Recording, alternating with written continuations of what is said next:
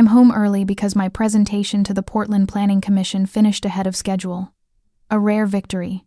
The autumn rain has soaked through my navy blazer as I fumble with my keys, already planning the hot shower that will chase the chill from my bones.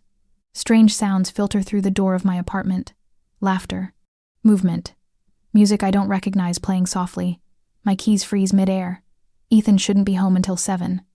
He texted an hour ago about a client meeting running late. Something cold slithers down my spine as I push the door open. Our apartment feels different. The air hangs heavy with unfamiliar perfume, floral, expensive, familiar in a way that makes my stomach tighten. Wedding invitations scatter across the coffee table, cream-colored paper with gold lettering announcing our ceremony, just 10 weeks away. Then I hear it, a woman's laugh from our bedroom. Not just any laugh. Lila's laugh. My feet carry me down the hallway before my brain fully processes what's happening. The bedroom door stands slightly ajar, and warm light spills onto the hardwood floor. My hand trembles on the door frame as I push it open. Time fractures. Ethan and Lila freeze mid-motion in our bed, my bed, sheets tangled around them like guilty snakes. My fiancé's face drains of color, mouth opening in shock. But my sister, her reaction cuts deepest. Lila smiles. A small, triumphant smile that contains years of competition I never acknowledged. Gianna, Ethan stammers, pulling the sheet higher. You're home early. The diamond engagement ring catches light on my finger. 10 years together reduced to this tableau of betrayal. Gigi, Lila says, using the childhood nickname I've always hated. She makes no move to cover herself, shoulders bare and defiant. This isn't how we wanted you to find out. Find out what? My voice comes from somewhere far away, eerily calm. Ethan scrambles from the bed, grabbing his pants. It just happened, Guy. It wasn't planned. We never meant to. To what, sleep together in our bed? Or get caught doing it? Lila rises slowly, wrapping the sheet around herself with theatrical grace. Some people just fit better together, Gigi. You must have felt it that you and Ethan were never quite right. The weight of their betrayal presses against my chest, but something else rises alongside it, a strange, weightless clarity. I've been here before. Not this exact scenario, but this feeling of being supplanted by Lila, of watching something that should have been mine slip through my fingers into her waiting hands. Christmas 1998. Dad bought one special doll that year, the one with real auburn hair and green eyes that all the girls wanted. I found it hidden in his closet weeks before. On Christmas morning, somehow it had Lila's name on it. Gianna doesn't mind. She's too old for dolls anyway, Mom had said. I was 11. Lila was 6. High school graduation. My valedictorian speech cut short because Lila, a freshman, was performing a dance number that needed extra time. You understand, dear. Your sister needs this spotlight, Mom explained. Cornell acceptance. Don't make such a fuss, Gianna. You're embarrassing your sister when she didn't get into any of her reach schools. A lifetime of stepping aside, of making room, of swallowing disappointment until it calcified into resignation. Grandmother Eleanor's voice whispers from memory. You don't have to shout, dear. Just wait for the truth to speak for you. She'd said this while Lila threw a tantrum over dessert, while my parents rushed to soothe her. Eleanor's weathered hand had squeezed mine under the table. Patience reveals character, Gianna. Always remember that. Ethan approaches, hands outstretched. Babe, we need to talk about this. It was a mistake. Was it? I ask, my voice steadier than I feel. How long? His eyes dart to Lila, who shrugs with practiced indifference. 3 months, she answers for him. But emotional for longer. We didn't plan it. 3 months. During our wedding planning, during family dinners where they sat across from each other while I finalized caterers and florists. Gianna, Ethan pleads, it doesn't have to end like this. We can work through. There's nothing to discuss. The words come out with surprising firmness. My fingers find the engagement ring platinum band, 2-carat diamond that once belonged to Ethan's grandmother. I slide it off and place it on the nightstand with a soft click that somehow echoes louder than if I'd slammed it down. Confusion crosses Lila's face, the first crack in her performance. She expected tears, screaming, a scene she could control, and later recount as evidence of my instability.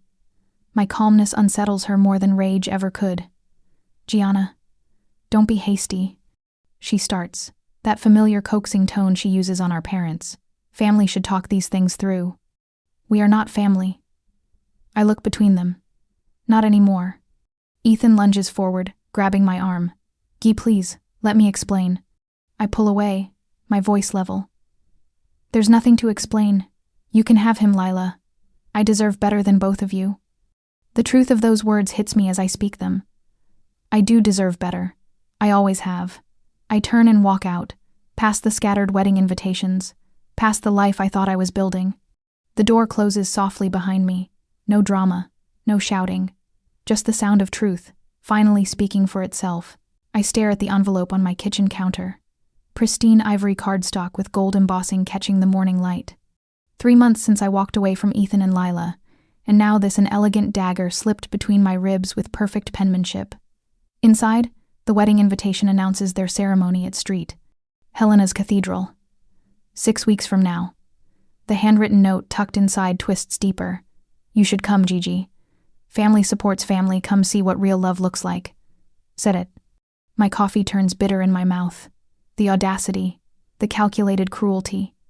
The buzzer rings, startling me. The mail carrier has left a thick manila envelope credit card statements I'd requested after noticing discrepancies. I tear it open, scanning the pages with growing horror. Cash advances at casinos. Online gambling sites. Luxury purchases I never saw. Page after page of transactions I never authorized, spanning back nearly 2 years. The total makes my stomach lurch. $260,000. $250,000 in gambling debt hidden behind Ethan's reassurances about investment opportunities. My phone pings with an email alert. Another credit card statement from an account I never opened. Then another. And another. 4 accounts, all bearing my name and social security number, all maxed out. My name, my credit, my future. I sink to the floor, papers scattered around me. This isn't just betrayal. This is methodical destruction. At work the next day, whispers follow me through Hayes and Partners, the architecture firm my grandmother founded, where I've spent the last 8 years proving myself despite my family name. 2 junior associates fall silent when I approach the conference room. Their glances slide away too quickly.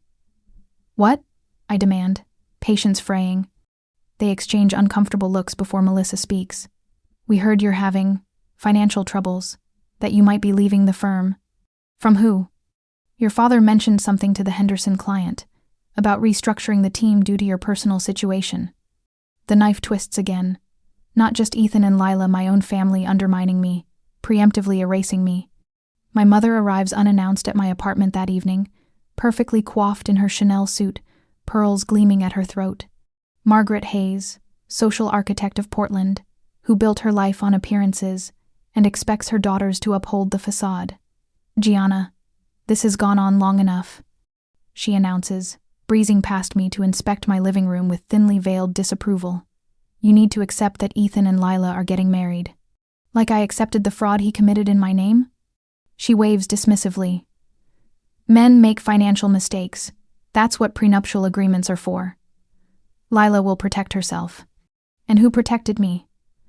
The question hangs between us. The Hayes family needs to present a united front. She straightens a picture frame with manicured fingers. Your father has investors watching closely. The firm can't afford any scandal. What does that mean? Her sigh carries decades of practiced patience. Charles had to take some loans against the firm's holdings. Nothing unusual, just business. But appearances matter. Gianna, $600,000 of debt could destroy your father's legacy if investors pull out over family drama. My grandmother's legacy, I think. Not his. But the amount stuns me.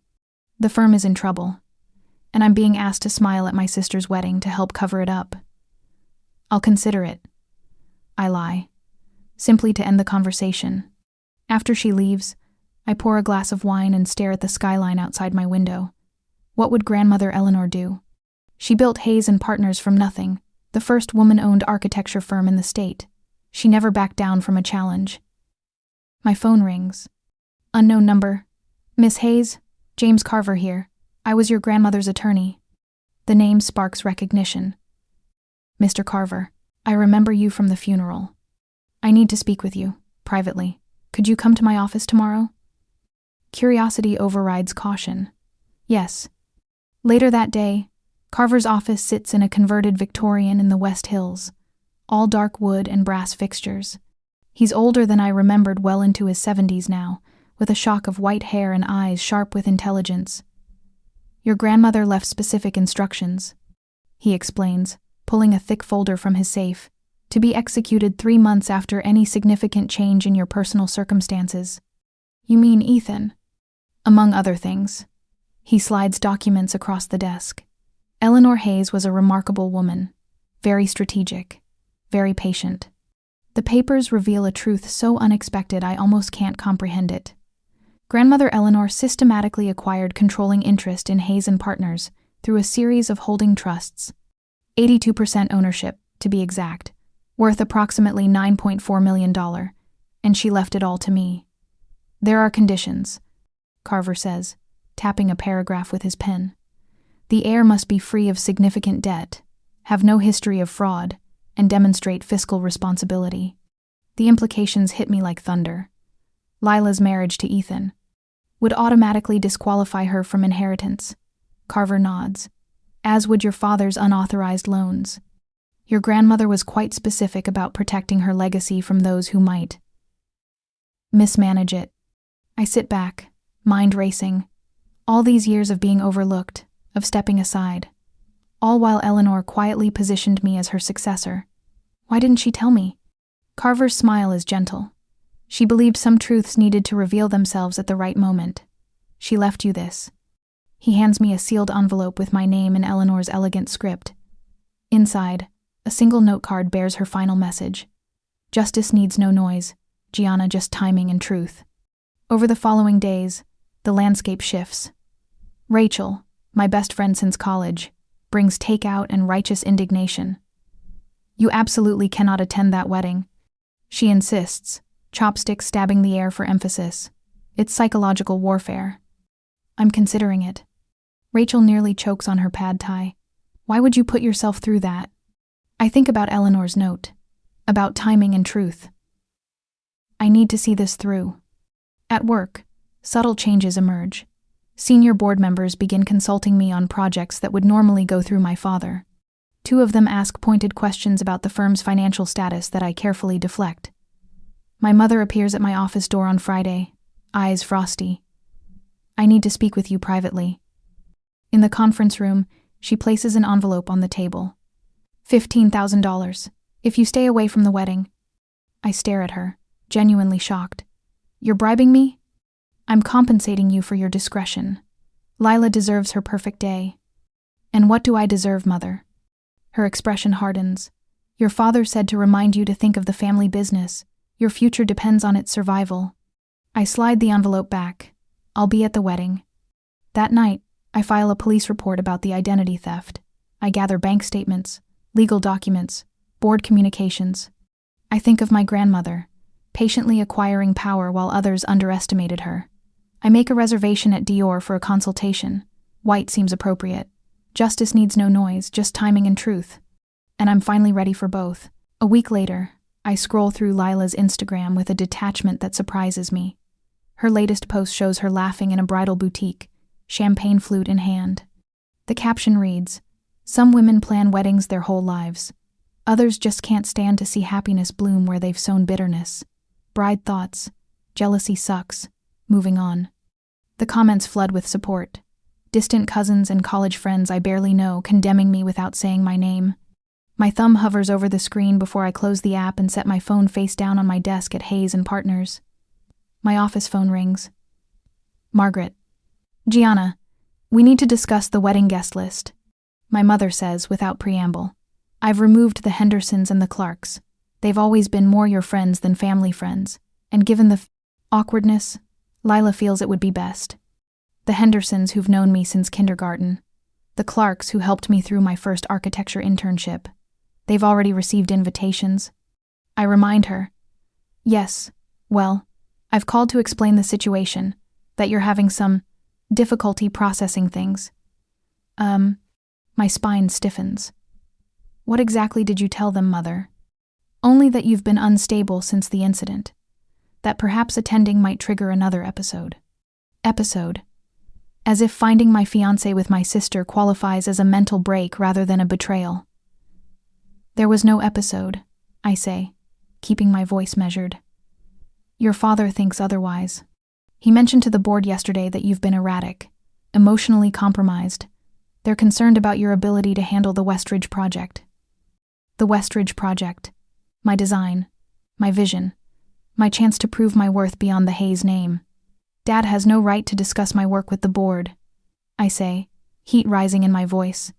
He's trying to protect you, Gianna. And the firm, Ethan called him, concerned about some of your recent behavior.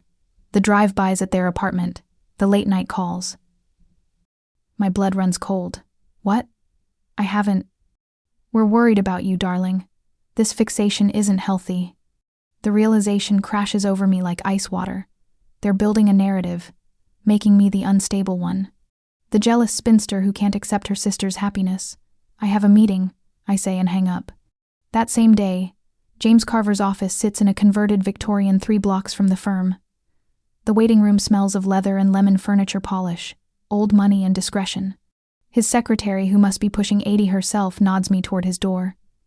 Gianna? James rises when I enter, his arthritic hand extended. I've been meaning to call you. There's been a development. The worry in my chest tightens.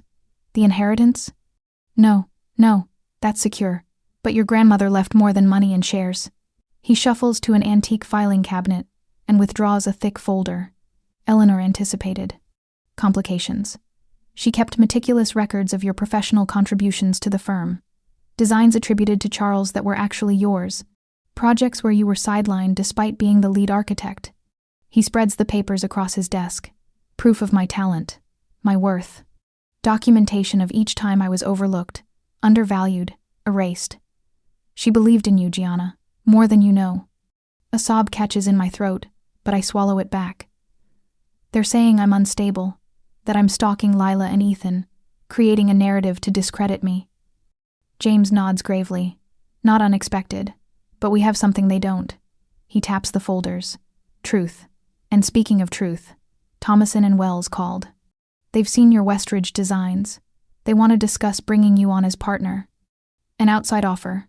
Validation beyond the family firm. I can't leave Hayes and Partners. No, James agrees. You need to claim it. But knowing you have options gives you leverage. Later that evening, I find myself in Eleanor's study. Dad long ago claimed her office at the firm, but her home workspace remains untouched. Her journals line one wall, leather-bound and organized by year. I pull one from 1978. Her handwriting flows across the page, elegant and assured. Charles brought Margaret to dinner. Pretty girl, ambitious in the wrong ways. She sees the firm as a stepping stone rather than a legacy. Reminds me of my sister Vivian, all charm and calculation. They'll marry, I suspect. I can only hope he develops better judgment before he inherits. I flip forward, finding entries about my birth, about Lila, about the gradual transfer of power to Charles despite his concerning financial decisions, about her quiet acquisition of controlling interest through holding companies and trusts. Gianna sketched her first building today. Not childish scribbles, but true spatial understanding. She sees structure where others see empty space. Charles dismissed it, of course. But I recognize the gift. It skips generations sometimes. Tears blur my vision. I'd had an ally all along, one who saw me clearly. Weeks later, the family dinner a week before the wedding unfolds like a choreographed disaster.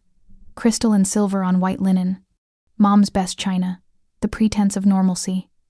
Ethan sits beside Lila, his arm draped possessively over her chair. Dad discusses the latest clients. Mom fusses with the flowers. The perfect family portrait with me as the awkward appendage. Gianna? Lila says, setting down her wine glass with deliberate care. I've been meaning to ask. Will you be bringing anyone to the wedding? I've left your invitation open for a +1. A pointed reminder of my solitude, of what she took. I'll be attending alone, I answer, cutting a piece of salmon. You always did prefer your own company, she says with manufactured sympathy. Even as children, remember? While I had sleepovers, you'd be alone in your room with those building blocks. Legos, Dad corrects absently. She was good with them. Creative. Just a shame she's never been good with people. Lila continues, voice honeyed with false concern. Is that why, Gigi? Why you've always been jealous of what I have? The friends, the attention, now Ethan. The table falls silent. Mom's fork pauses midway to her mouth. I set down my napkin and meet my sister's gaze steadily. I've always known exactly who you are, Lila, I say quietly. I've watched you take and take, mistaking acquisition for achievement. I never envied that emptiness. Her face flushes red. Mom jumps in quickly. Gianna, that's enough. This is supposed to be a celebration. I stand surprisingly steady. I believe I'll skip dessert. I'll see you at the wedding. The night before I leave, Rachel comes over with takeout and helps me organize the final documents. Police reports confirming the identity theft. Bank statements showing the fraudulent credit cards. Board signatures supporting leadership change. Are you sure about this? Rachel asks, sealing the last envelope. I nod, running my fingers over the smooth surface of the mahogany box Eleanor left me, the perfect size for holding truth. What will you wear? She asks, changing subjects. White Dior. I answer, the one with the structured shoulders. Rachel's eyebrow lifts. Bold choice for a wedding you're not in. It's a bold day. That night, as I hang the dress on my closet door, my phone rings. Lila, don't embarrass yourself tomorrow, Gigi, she says without greeting. Show up if you must, but remember everyone's there for us. No one wants your drama. I glance at the mahogany box on my nightstand, Eleanor's photograph beside it, her knowing eyes a silent witness to what's coming. I only plan to honor the truth. I tell her and hang up. For the first time in my life, I feel completely certain. Tomorrow, justice will need no noise. The next day, Street Helena's cathedral pulses with 180 heartbeats. I arrive at precisely 2 p.m., my timing as deliberate as every other aspect of this day. The pristine white Dior dress I've chosen isn't a bridal gown, but its elegant lines and immaculate tailoring command attention. A ripple of murmurs follows me like a tide as I walk through the vestibule. Aunt Vivian's pearls clatter against her chest as she clutches them in surprise. Uncle Robert nearly spills his flask. Their whispers chase me down the aisle. Is that Gianna? In white? Good Lord, what is she thinking? Margaret must be having a stroke. I don't hurry. Every step is measured, every breath controlled. This isn't emotion, it's execution. The mahogany box in my hands weighs exactly 3 pounds. I've practiced carrying it for hours to ensure my grip never wavers. My mother intercepts me before I can claim my chosen position near the front. Margaret Hayes, social architect of Portland's upper crust, wears a smile that doesn't reach her eyes. Darling, we've saved you a lovely seat in the back corner. She attempts to steer me with a firm grip on my elbow. Much more. Appropriate, don't you think? No thank you, Mother. I extract myself from her grasp. I'll sit here. Her smile freezes as I settle into the 4th pew, positioned perfectly to observe every face in the wedding party. The mahogany box rests on my lap, my hand never leaving its polished surface. Gianna, please, she hisses, leaning down. Don't make a scene. I'm simply attending my sister's wedding. Isn't that what you wanted? The cathedral doors swing open with theatrical timing as the string quartet transitions to canon in D. Lila makes her entrance 45 minutes after the invitation time, a calculated delay to ensure maximum attention. Her ivory gown billows behind her, custom Vera Wang with a train that requires 3 attendants.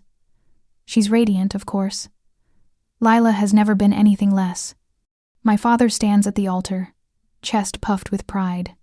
As Lila reaches him, he kisses her cheek before turning to embrace Ethan with excessive warmth. The son we always wanted, Charles announces, loud enough for the first 10 rows to hear. His eyes find me briefly, challenging. I don't blink. I don't flinch. Every ounce of energy must be conserved for what's coming. The ceremony begins with unusual haste. Father Donovan skips his customary welcome speech, launching directly into the liturgy, another attempt to minimize disruption opportunities. They've prepared well. Ethan steps forward for his personalized vows. When I found true love, he says, his eyes sliding deliberately to me before returning to Lila. I realized what I'd been missing all along. Sometimes life leads you down one path only to show you where you truly belong. The guests sigh appreciatively. How romantic, how serendipitous. Nobody sees the sweat beginning to dampen his collar, or how his left foot taps arrhythmically against the altar step. I remain motionless, my breathing steady. In the fifth row, James Carver shifts slightly, our eyes meeting briefly. The 70-year-old attorney carries the weight of my grandmother's legacy in his weathered briefcase documentation that will change everything. Lila's hand trembles as she recites her vows. Twice, her eyes dart to me, searching for some reaction. My stillness unsettles her more than rage ever could. She's accustomed to provoking emotion, to manipulating responses. My composure is foreign territory. Mother's neck reddens as she glances repeatedly between us. Her fingers worry the program into accordion pleats. Father checks his phone for the third time in 20 minutes, likely waiting for updates from the emergency board meeting he called yesterday. The wedding coordinator notices the unusual tension. She whispers to her assistant, eyes narrowing as she takes in my white dress, my strategic position, the mahogany box I haven't released since entering the cathedral. I wait. Patience was Grandmother Eleanor's final lesson. Justice needs no noise, Gianna, she'd written. Just timing and truth. Father Donovan reaches the crucial moment, his voice echoing through the vaulted ceiling. If anyone knows of any reason, or just cause, why these two should not be joined in matrimony, speak now, or forever hold your peace. In films, this moment brings dramatic confessions of secret loves or scandalous affairs. In real weddings, it passes without comment, a vestigial tradition honored through silence. Not today. I rise slowly, the mahogany box held firmly in both hands. The movement alone silences the cathedral. 200 eyes turn to me. Before this marriage proceeds, I say, my voice carrying clearly without shouting, I need to present legal documents that concern both families. James stands, his authority as senior partner of Carver and Williams, lending weight to my intervention. As executor of Eleanor Hayes's estate, I can confirm these documents' authenticity. Sigh. The string quartet falters, a violin producing one discordant note, before silence claims the cathedral. Lila's complexion drains to match her gown. "What are you doing?" she gasps. Ethan takes half a step toward me before Father Donovan's hand on his arm stops him. My father's face darkens to dangerous crimson. "Gianna, sit down immediately." "No, Father." The word carries weight accumulated through decades of acquiescence. I believe everyone should understand exactly what this marriage means for Hayes and partners before it's finalized. Mother lunges toward me, panic replacing decorum. "This is hardly the time or place." "It's precisely the time," I counter, opening the mahogany box. "After all, family supports family. Isn't that what you've always taught us?" The weight of inheritance documents feels substantial in my hands, 82% ownership of a firm worth $9.4 million, with specific conditions excluding those with debt or fraud from any claim. Grandmother's foresight becomes my armor. Father Donovan looks between us, confusion evident. Perhaps we should pause the ceremony to address this. Unexpected matter? Yes, I agree, feeling the balance of power shift like tectonic plates beneath our feet. I believe that would be wise. The wedding music stops completely, replaced by the whispered confusion of 180 witnesses to the Hayes family's most private business. For the first time in my life, I hold the floor while everyone else falls silent. For the first time, I don't step aside. Margaret charges toward me, her designer heels clicking against the cathedral's marble floor like tiny hammers. Her face contorts into the expression I've seen 1,000 times, the one reserved for when I've disappointed the family. "How dare you ruin your sister's day?" she hisses, positioning herself between me and the stunned wedding guests. "After everything we've done for you." Behind her, Lila's performance begins right on cue. Her shoulders shake with practiced sobs, mascara still perfectly intact. The bouquet of white roses trembles in her manicured hands as she turns to face the audience, her real concern. "I don't understand why she's doing this." Lila whimpers loudly enough for the back rows to hear. Charles steps forward, his face flushed beneath his silver hair. He snatches at the papers protruding from my mahogany box. "These documents are meaningless," he announces to the room. "My daughter is experiencing difficulties. We apologize for this disruption." Ethan moves toward me next, his charm switched to maximum wattage. His voice drops to a whisper that only I can hear. "Gianna, we can work something out privately. No need to make a scene." The priest shifts his weight, Bible clutched to his chest, uncertainty creating the perfect opening for family pressure. Years of training taught them exactly how to silence me. The familiar weight of shame presses against my chest. Enough, Charles barks, his CEO voice echoing through the cathedral. If you continue with this spectacle, you are no longer a Hayes. I will disown you completely. Margaret leans closer, her perfume suffocating. You're destroying this family's reputation. Is that what you want? To drag us all down with you? My gaze shifts to the congregation. Phones appear from purses and pockets, tiny black eyes recording every moment. The social pressure of 180 witnesses watching this drama unfold ripples through me. You're doing this out of jealousy, Lila accuses, her voice shrill. You couldn't stand that Ethan chose me, that he loves me more. The air in the cathedral feels too thin. My fingers tremble against the smooth wood of the box. For a terrible moment, doubt creeps in, the old doubt that has shadowed me since childhood. Who am I to challenge them? To demand justice? Ethan lunges forward suddenly, grabbing for the mahogany box. Give me those papers. James appears at my side with surprising speed for a 70-year-old man. His arm blocks Ethan's advance, protecting the evidence. That's enough, Mr. Cole. Chaos erupts in the front of the church. Guests rise from pews. The wedding party shifts uncomfortably. The photographer's camera clicks in rapid succession. My composure nearly breaks under the pressure. The familiar urge to step back, to apologize, to make peace washes over me. For a split second, I consider walking away. Grandmother Eleanor's voice whispers from memory. Justice needs no noise, Gianna, just timing and truth.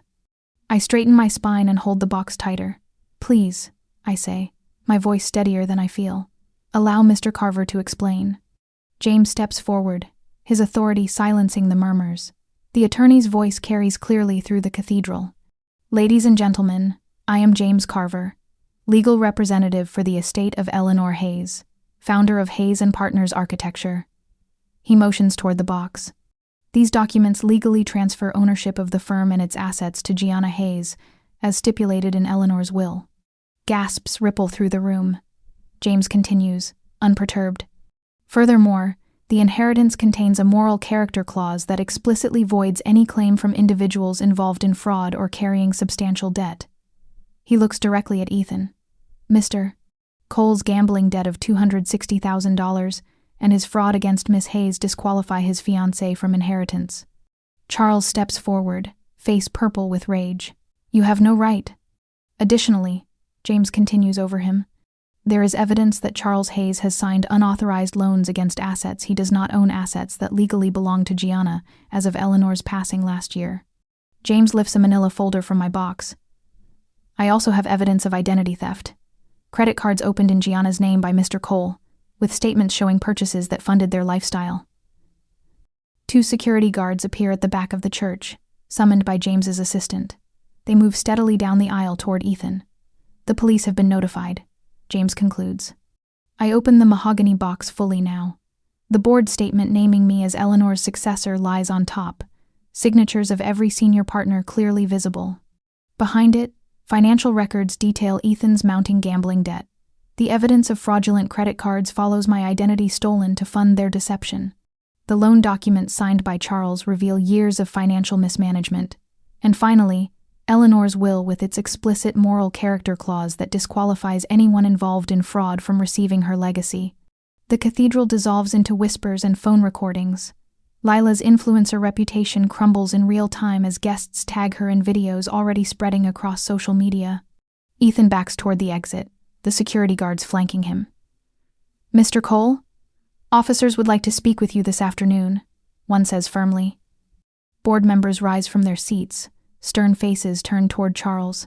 His social circle, the country club friends he spent decades cultivating, turn away in embarrassment. Margaret reaches for her phone, but it's too late. The damage is done.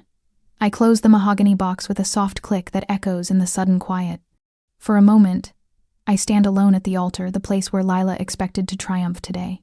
A whispered title spreads through the crowd. Bride's sister stops wedding, with $9.4 million legal bombshell.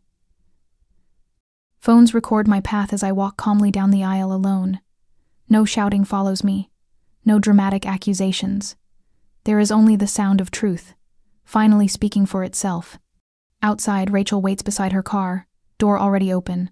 Her smile contains no pity, only pride. "Ready?"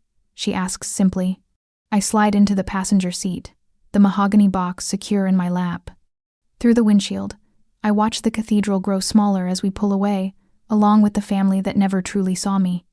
"Yes," I answer. I'm ready for what comes next. Monday morning sunlight streams through the windows of Hayes & Partners, bathing the boardroom in gold. 10 faces turn toward me as I enter, their expressions a mix of respect and curiosity. The heavy mahogany table remains, but everything else has changed since I took over 6 months ago. The vote is unanimous, James announces, his voice carrying the same steady assurance it held when he first revealed my grandmother's plans. Gianna Hayes is officially appointed Chief Executive Officer of Hayes & Partners, effective immediately. The $45 million redevelopment contract sits before me, its pages crisp and ready for my signature, not Charles's signature. Mine. "Your vision for modernizing the firm has impressed everyone," says Teresa, the senior board member who once feared change. "The Portland Gateway project will define our future." I sign my name with the Mont Blanc pen grandmother Eleanor used for 30 years. The firm bears little resemblance to what it was under Charles's leadership. Gone are the dark wood panels and heavy draperies. Light now floods every corner. Glass partitions allow ideas to flow between departments. Only my grandmother's portrait remains, watching over us all from its place of honor. 6 months later, I stand in what was once her office, and is now mine. This same room where I was routinely overlooked as a child has become my sanctuary. How many times did I sit in that corner chair while the adults talked around me, through me, about me, but never to me? I run my fingers across the cherrywood desk, tracing the same groove she used to tap when deep in thought. The middle drawer slides open with familiar resistance. Inside lies a sealed envelope I hadn't noticed before, cream-colored paper with my name in her precise handwriting. "Justice needs no noise, Gianna, just timing and truth." The note flutters in my hand, her final message, waiting for me to be ready to receive it. The victory I once craved watching my family squirm, seeing recognition in their eyes, has mellowed into something quieter and more lasting. I no longer need their approval to know my worth. Last week, I declined a lunch invitation from Margaret without offering excuses or alternatives. "No, that doesn't work for me," I said simply, feeling no obligation to soften the refusal.